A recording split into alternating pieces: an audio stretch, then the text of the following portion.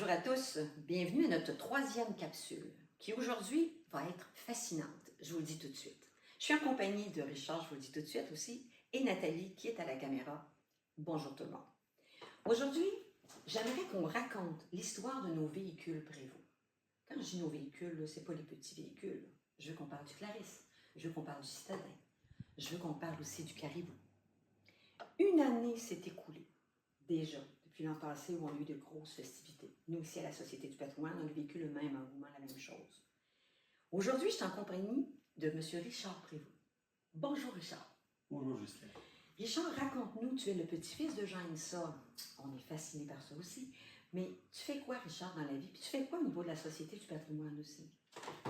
Bien, je travaille chez Prévost. Je m'occupe du transport de la douane chez Prévost. Tout ce qui est transport et douane au niveau de la production et du service après-vente. Donc, un fier représentant de l'entreprise, mais également pour le patrimoine.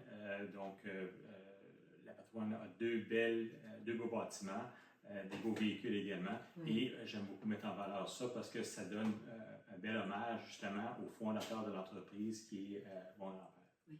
Et toi, ton rôle dans la conception du Clarisse, quand cette idée-là est arrivée, c'était quoi ton rôle? Bien, en fait, c'est autour d'une bière avec les cousins.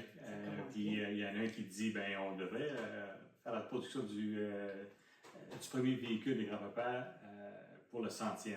On recule il y a quelques années. Et on a présenté le projet à Prévost. Ils sont embarqués avec nous et avec la société pour faire ça. Et mes cousins m'ont donné le mandat. Richard, c'est toi qui vas trouver le camion Réo 1923. Parce que Eugène, quand il a fait son premier véhicule, il s'est basé sur un véhicule de marque Réo 1923, qui a acheté neuf en 23 et durant l'hiver 23-24, qui a modifié un autobus comme celui-là. OK. Pendant que tu as la main sur ce petit, quand je dis ce petit, pour moi c'est très grand aussi, Richard, qui a fabriqué cette belle maquette? C'est mon oncle Henri, qui est un homme avec plein de talent. Qui a passé plusieurs heures là, à fabriquer ça. Et il était à l'échelle, hein, c'est 1 pour 1000. C'était offert à la Société du patrimoine. C'était offert, oui, exactement, par Henri lui-même. Fait que c'est un beau leg qu'il a fait à la Société. Vraiment, la Société en est très fière. Ça trône ici sur le buffet dans la salle à manger, qui était à l'époque la salle à manger d'Eugène. Maintenant, Richard, j'aimerais peut-être ça poser des questions un petit peu plus spécifiques pour permettre aux gens qui nous écoutent de un petit peu mieux comprendre le rôle de la société, puis comment ça se passe cette belle histoire d'amour-là entre la famille Prévost-Eugène et puis la Société du patrimoine. En quelques mots, j'aimerais ça que tu nous dises, c'était qui ton grand-père? C'était qui, M. Eugène Prévost? À tes yeux, aux yeux de ta famille, dis-nous c'était qui, Eugène?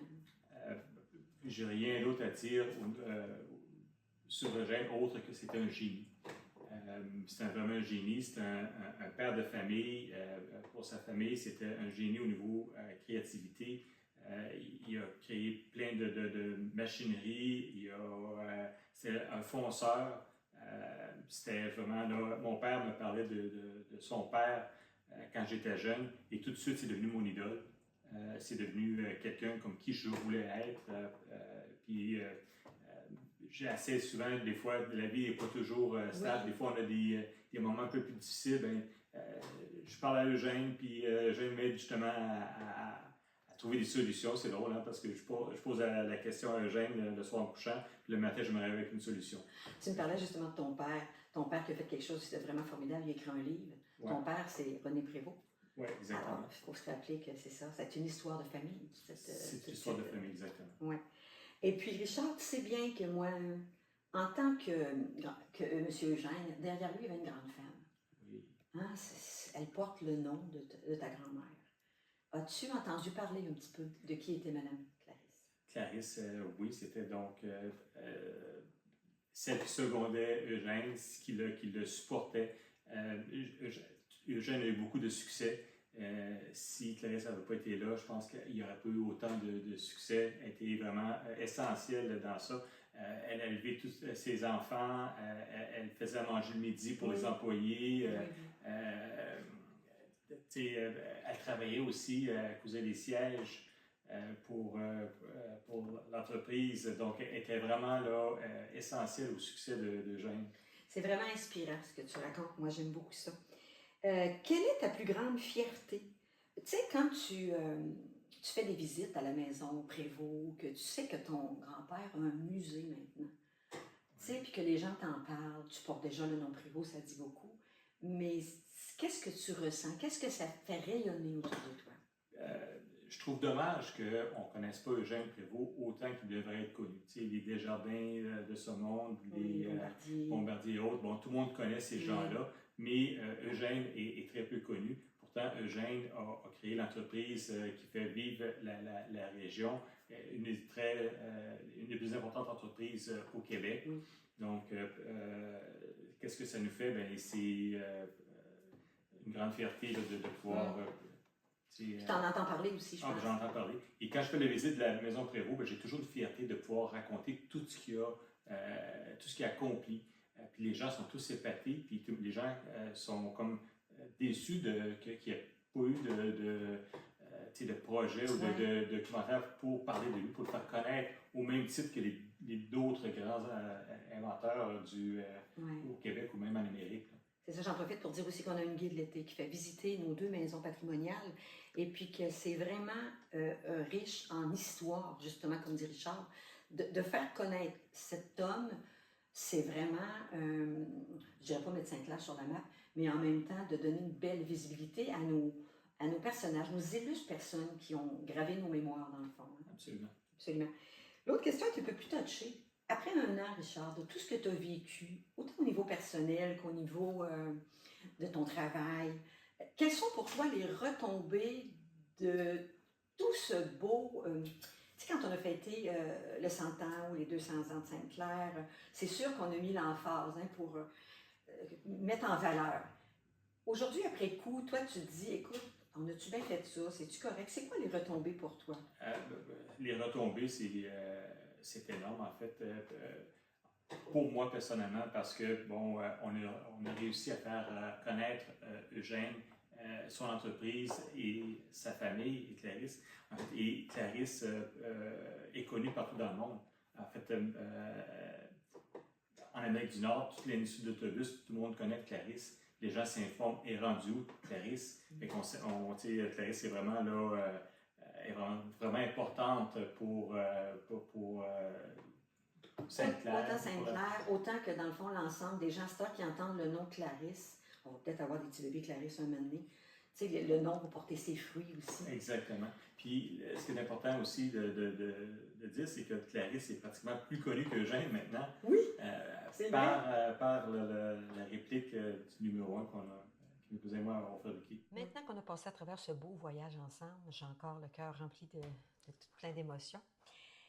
On pourrait dire que l'histoire des Prévost, c'est une histoire de famille.